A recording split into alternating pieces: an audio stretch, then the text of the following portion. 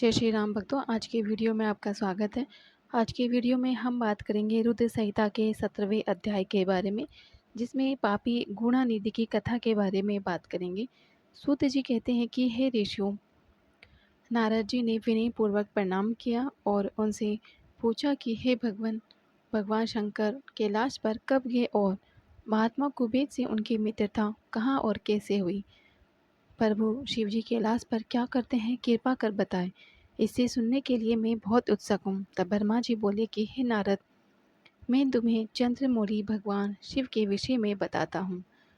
कापिली नगर में यज्ञदत्त दीक्षित नामक ब्राह्मण रहा करते थे, जो अत्यंत प्रसिद्ध थे। वे यज्ञ विद्या में बड़े पारंगत थे। उनका गुणानिधि नामक एक 8 वर्षीय पुत्र था। उसका यज्ञोपवीत हो चुका था और वह भी बहुत सी विद्याएं जानता था, परंतु वह दुराचारी और जुआरी हो गया था।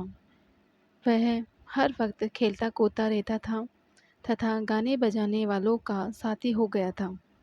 माता के बहुत कहने पर भी वह पिता के समीप नहीं जाता था और उसकी आज्ञा का पालन नहीं करता था। उसके पिता घर के कार्यों तथा दीक्षा आदि देने में लगे रहते थे। जब घर पर आकर के अपनी पत्नी से गुणानिधि के बारे में पूछते तो वह झूठ कहती कि वह कहीं स्नान करने गया है, देवताओं का पूजन करने गया है।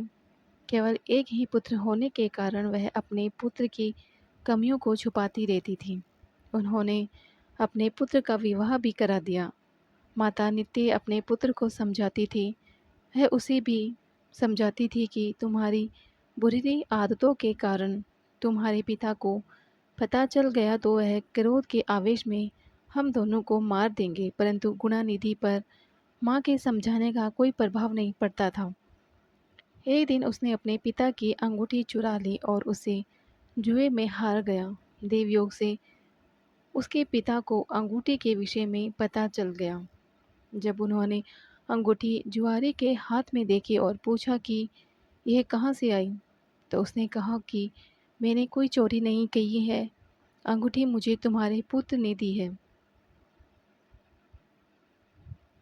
उसने और जुआरियों को भी बहुत सारा धन ला कर के दिया है, परंतु आश्चर्य तो ये है कि तुम जैसे पंडित भी अपने पुत्र के लक्षण को नहीं जान पाए। यह सारी बात सुनकर के पंडित दीक्षित का सिर शर्म से झुक गया। वे सिर झुका कर के अपना मुंह ढक कर के अपने घर को चल दिए। घर पहुंचकर गुस्से से उन्होंने अपनी पत्नी को पुकारा और अपनी पत्नी से उन्होंने पूछा कि तेरा लाडला पुत्र कहाँ है? मेरी अंगूठी जो मैंने सुबह तुम्हें दी थी वह कहाँ है? मुझे जल्दी लाकर दो। पंडित की पत्नी ने फिर झूठ बोल दिया, मुझे स्मरण नहीं है वह कहाँ है।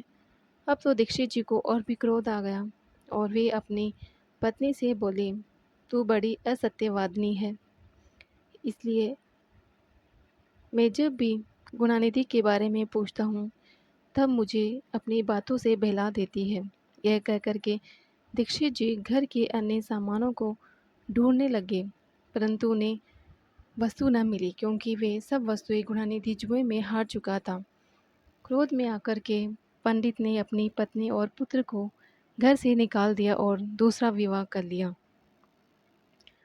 जब यह समाचार गुणानिधि को मिला तो उसे अपने भविष्य की चिंता हुई।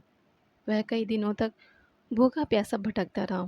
एक दिन भूख प्यास से व्याकुल होकर के वह शिव मंदिर में बैठ गया। एक शिव भक्त अपने परिवार सहित शिव पूजन के लिए विविध सामग्री लेकर के आया। उसने परिवार सहित भगवान शिव का विधि विधान से पूजन किया। नाना प्रकार के पकवान शिवलिंग पर चढ़ाए। पूजन के बाद वे लोग वहाँ से चले गए तो गुणानिधि ने भूख से मजबूर होकर के उस भोग को चोरी करने का विचार किया और मंदिर में चला गया। उस समय अंधेरा हो चुका था, इसलिए उसने अपने वस्त्र को जला कर के उजाला किया। ये मानो कि उसने भगवान शिव के सम्मुख दीप जलाकर के दीपदान किया था। जैसे ही वह सब भोग उठा कर के भागने लगा, उसके पैरों की धमक से लोगों को पता चल गया कि उसने मंदिर में चोरी की है। सभी उसे पकड़ने के लिए दौड़े तो उसका पीछा करने लगे। नगर के लोगों ने उसे खूब मारा।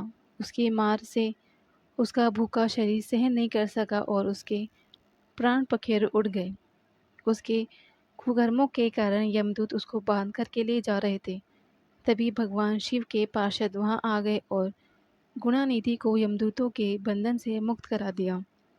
यमदूतों ने शिव गणों को नमस्कार किया और बताया कि यह बड़ा पापी और धर्म कर्म से हीन है। यह अपने पिता का भी शत्रु है। इसने शिवजी के भोग की चोरी की है। इसने बहुत से पाप किए हैं, इसलिए यह यमलोक का अधिकारी है। इसे हमारे साथ जाने दें ताकि विभिन्न नरकों को यह भोग सके। तब शिवगणों ने उत्तर दिया कि निश्चय ही यह गुणानिधि ने बहुत से पाप कर्म किए हैं, परंतु इसने कुछ पुण्य कर्म भी किए हैं, जो संख्या में कम होने पर भी पाप कर्मों को नष्ट करने वाला है।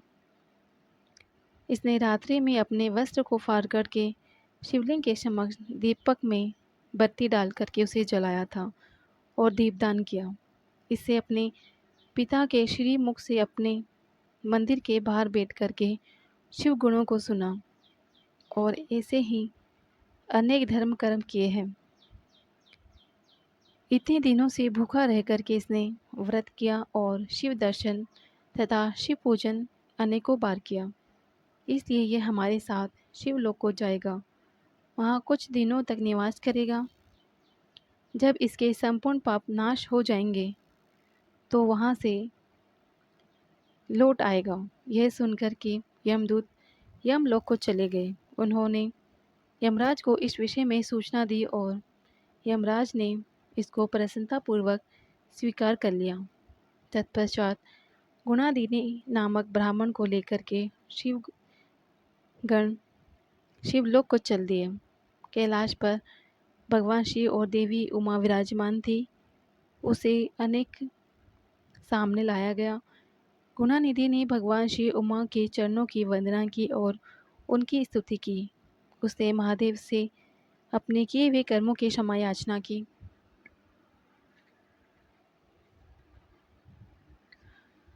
भगवान ने उसे क्षमा प्रदान की। वह शिवलोक में कुछ दिन निवास करने के बाद गुणानिधि कलिंग देश का राजा अंतरिम के पुत्र के रूप में विख्यात हुआ। शिवजी की थोड़ी सी सेवा से उसके लिए अत्यंत फलदायक हुई। इस गुणानिधि के चरित्र को जो कोई पढ़ता है, सुनता है, उसकी सभी कामनाएं पूरी होती है। जानकारी अच्छी लगी हो तो लाइक करें। चैनल पे पहली बार आए हैं, चैनल को सब्सक्राइब करें।